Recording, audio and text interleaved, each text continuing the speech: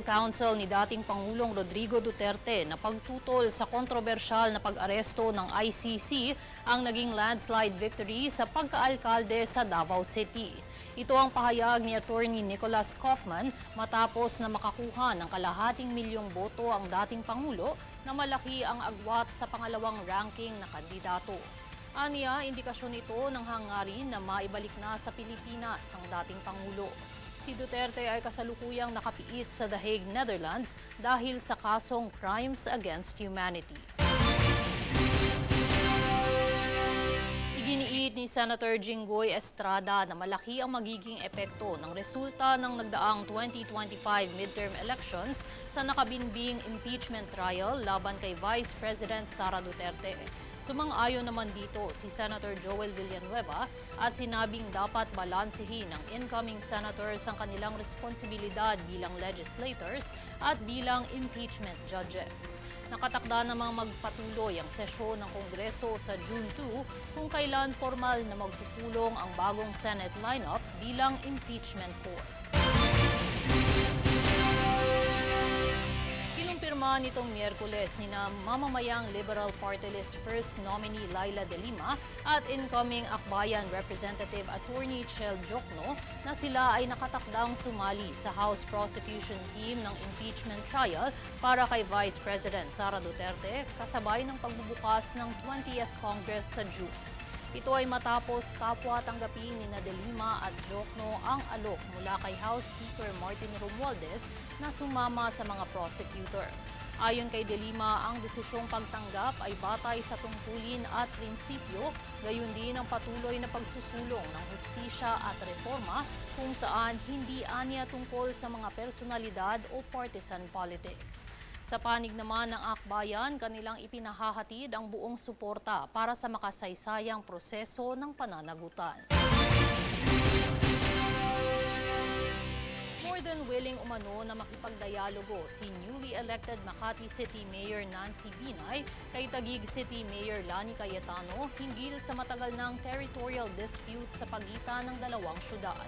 Matatandaang noong taong 2022 nang ipasa ng Supreme Court ang ruling na ilipat ang jurisdiction ng 10 villages mula Makati tungo sa Taguig. Ayon pa kay Binay, importante ang pagkakaroon ng good and open communication dahil marami pa umanong kailangang pagkasunduan ang dalawang syudad. Nasabat ng Philippine National Police ang 441 million peso na cash sa General Aviation Area ng Mactan Cebu International Airport na pinaghihinalaang gagamitin para sa iligal na operasyon kaugnay ng halalan. 9 na dayuhan at 2 Pilipino ang hinuli matapos mabigong magpakita ng dokumentong nagpapatunay sa pinagmulan ng pera, kung saan ilan sa kanila ay may peking ID at may arrest warrants. Pinaghahandaan na ng PNP ang pagsasampa ng kaso sa mga suspect dahil sa posibleng paglabag sa COMELEC rules, money laundering at immigration laws. Sumatotal, nasa 12 lugar na sa probinsya ng Batangas ang kabilang na sa listahan ng election areas of concern dahil sa tumitinding bangayan sa politika. Nakatala sa inyong mga TV screens ang 12 bayan na nasa ilalim ng yellow areas. Ibig sabihin may presensya ng insidente kaugnay sa halalan, matinding tunggalian sa politika, posibilidad ng private armed groups o dating nasa ilalim na ng COMELEC control. Nitong araw ng halala, nagmistulang human barricade ang mga kapulisan sa pagsalubong sa mga magkalabang kandidatong boboto. Ilan sa mga aberyang kinaharap ng mga botante sa Batangas ang mahabang pila, pahirapang paghahanap ng pangalan sa listahan bagamat may kasama na itong litrato at kulang o halos walang nakatalagang security personnel sa voting precinct. Inabsuelto na ng Department of Agrarian Reform o DAR ang 220 magsasaka sa Cebu sa 500,000 pisong loans na mga ito sa ilalim ng Agrarian Reform Condonation Program. Ibinahagi ni Agrarian Reform Secretary Conrado Estrella III na tinatayang higit 170 na ektaryang agricultural land ang naipamahagi sa mga magsasaka sa Pinamungahan, Toledo City at Aluginsan. Parte ang programang ito ng New Agrarian Emancipation Act na isinabatas noong July 7, 2023 at naglalayong maabsweltuhan ang 57 bilyong unpaid amortizations at matulungan ng 600,000 agrarian reform beneficiaries sa bansa. Nilimitahan na ang mga mabibigat na sasakyang dumaraan sa San Juanico Bridge kagaya ng cargo trucks at mga bus para mabawasan ang structural deterioration ng 52-year-old na tulay mula May 12. Ayon sa Department of Public Works and Highways o DPWH, nilimitahan sa 3 tonelada ang bigat ng mga sasakyang maaaring dumaan sa tulay, ngunit hindi umano ito mahigpit na naipatupad dahil karamihan sa mga driver ng truck mula Luzon at Mindanao ay walang kaalaman hinggil sa weight limit.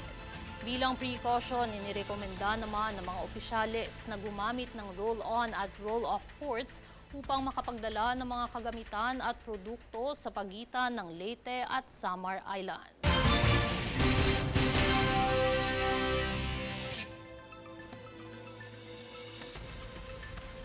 Nilinaw na ng Commission on Elections ang kontrobersyal na anomalya sa naging data ng mga botante sa isang bayan sa Zamboanga.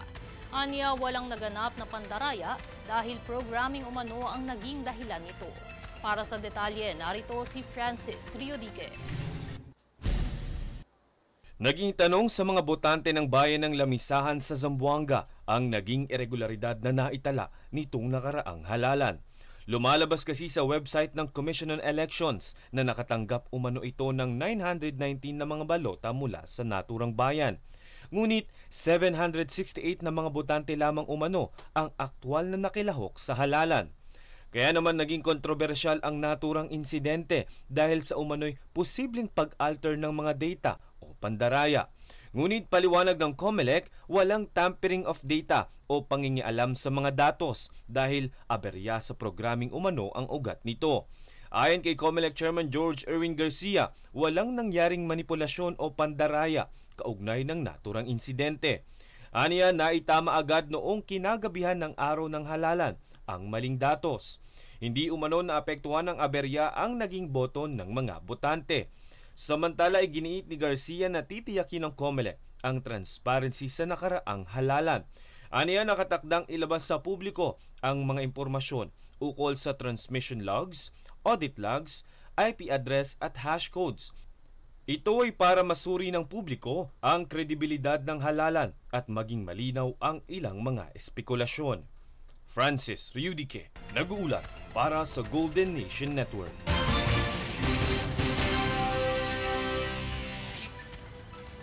Nakapagtala ang Northern Mindanao ng pinakamataas na voter turnout sa loob ng 2 dekada nitong naganap na 2025 midterm elections. 82% sa mga rehistradong botante o higit 2.6 milyong katao ang bumoto sa rehiyon ayon sa ulat ng COMELEC. Ito na ang pinakamataas na partisipasyon sa rehiyon magmula taong 2005. Samantala, sa kabila ng mataas na naitalang bilang ng botante sa rehiyon ay ang bahagyang pagbaba naman ng voter turnout sa Misamis Oriental at ang maintained participation sa Cagayan de Oro City. At narito ang recap ng mga nagbabagang balita ngayon. Sa ulo ng mga balita. Ilang mga senior citizen, PWD at buntis hirap sa naging proseso ng pagboto. 6.1 tons ng basura na kolekta ng MMDA matapos ang eleksyon.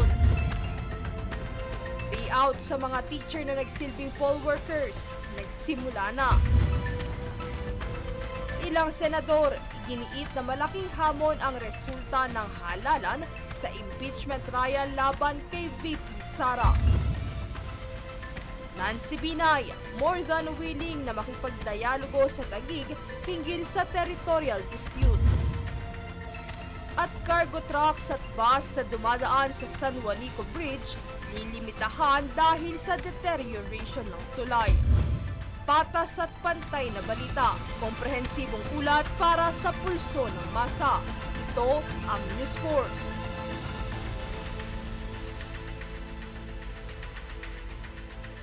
yan ang pinakamainit na mga balita ngayong araw.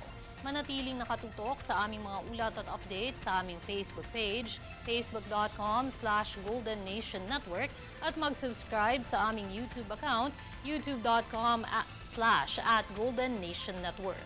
Ako si Mai Salazar at ito ang News Force.